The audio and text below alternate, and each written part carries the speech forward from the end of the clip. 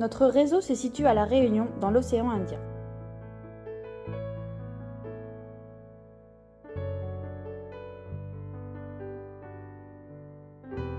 Cette île tropicale regorge de paysages idylliques et emblématiques. Notre réseau est situé dans les hauts de l'île, au cœur de ses montagnes et de ses pitons.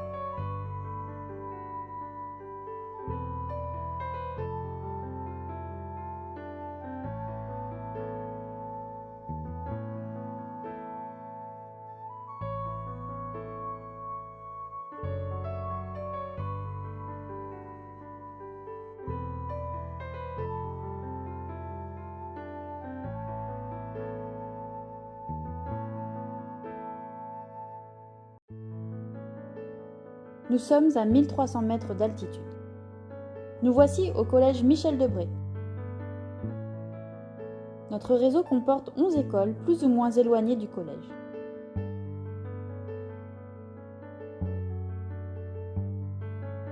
Notre unité apprenante est composée de professeurs des écoles du cycle 3,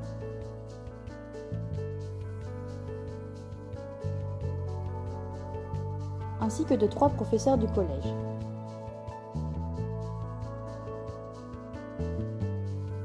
La coordonnatrice du réseau fait le lien entre le premier et le second degré. Le volet formation de l'unité apprenante est assuré par le RMC de la circonscription et par une formatrice académique. Elle est pilotée par le chef d'établissement, un IAIPR de mathématiques et l'IEN de la circonscription.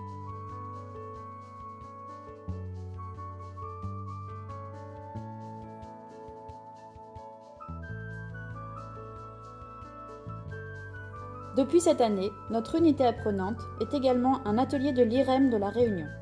Nous y exposons régulièrement nos travaux et profitons des échanges constructifs avec nos collègues. Suite à la publication du rapport Villani-Torossian, le plan mathématique a rapidement pris de l'ampleur dans notre académie, notamment par la création des référents mathématiques de circonscription, tous issus du premier degré. Dès que nous avons connu le RMC de notre circonscription, nous lui avons proposé de fusionner une de ces constellations avec des professeurs du collège. Notre unité apprenante venait de voir le jour. Notre groupe se réunit une fois par période, après les heures de cours. Durant ces réunions, nous échangeons sur le thème que nous avons choisi, à savoir la résolution de problèmes. Tous les enseignants de l'unité apprenante sont volontaires. Dans le second degré, ils sont rémunérés en HSE. Et dans le primaire, les heures sont décomptées des heures d'animation pédagogique.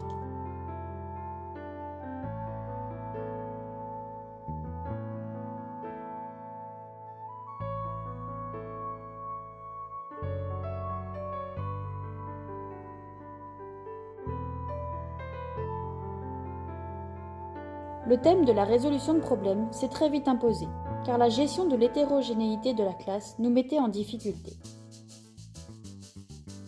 Nous étions notamment déroutés par leur difficulté à se représenter les problèmes.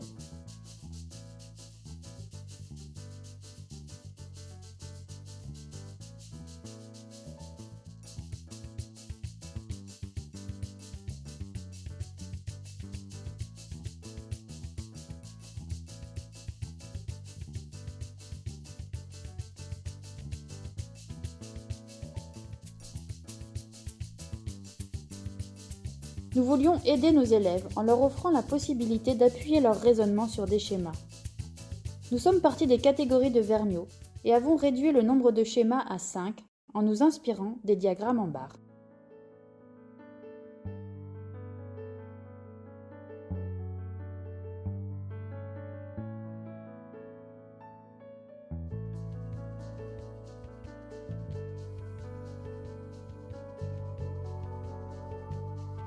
Suite à notre travail de groupe, chaque enseignant expérimente une mise en œuvre dans sa classe.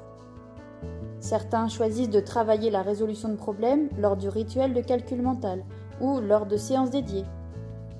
D'autres expérimentent les jeux créés par l'unité apprenante.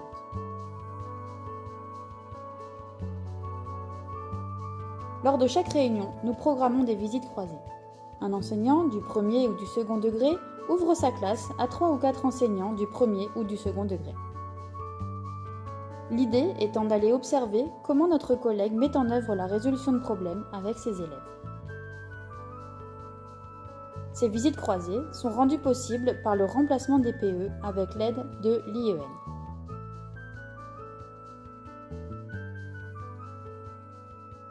Par exemple, le 9 décembre, nous avons visité une collègue du collège avec sa classe de 6e. Alors, 1, 2, 3 et 3. Alors, j'ai bien 1, 2, 3, 4, 5 parties. Et chacune de mes parties comporte 3 pailles. D'accord? C'est ce que tout le monde a fait? Donc, au début, lorsque je suis passée, il y en a certains qui ont pris les 15 pailles, mais qui ont partagé en combien de parties? En 3 parties. Si je partage en 3 parties, est-ce que je partage en 5e, Léane? Non, on partage en tiers. Donc faites bien attention. Si je veux 5 partager en 5e, il faut qu'en tout, il y ait 5 parties. D'accord? Ensuite, je vous ai demandé de représenter sur la feuille. Qu'est-ce qu'on obtient? Oui, un schéma. On obtient un schéma. Là, on a représenté un 5e de 15 pailles. D'accord? Je n'ai pas dessiné mes pailles. Je les ai représentées. Les 3 pailles, je les ai représentées par le chiffre 3. D'accord? Donc là, ce qu'on cherchait à chaque fois, c'était bien combien est-ce qu'il y avait de pailles dans un 5e. Et on a trouvé 3 pailles. Pendant qu'elle animait sa séance, nous avons pu observer du fond de la classe le déroulé de sa séance. Durant les phases de travail individuel, nous avons pu intervenir auprès des élèves. Alors, est-ce que tu peux représenter la boîte de question? Nous avons également pu interagir avec l'enseignante sur les difficultés observées chez les élèves.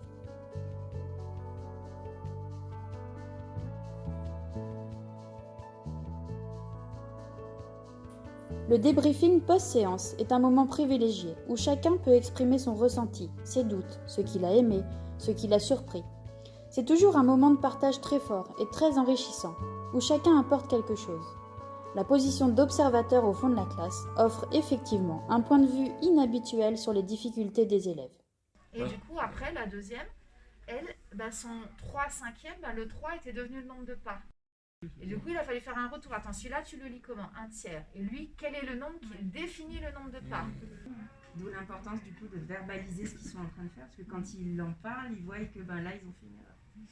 Ça met peut-être en évidence le fait que le 1/5e, c'est pas encore bien installé, que c'est un partage.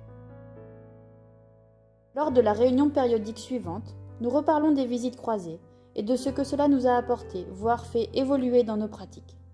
Nous partageons également les ressources que nous avons utilisées ou créées dans un espace collaboratif.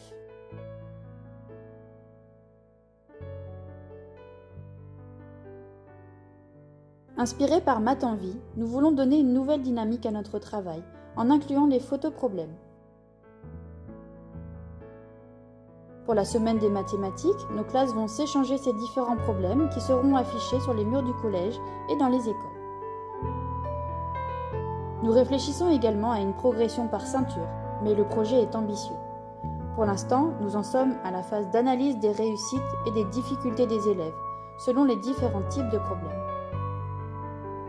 Nous avons ainsi fait passer un QCM sur Decqueval à tous nos élèves de 6e.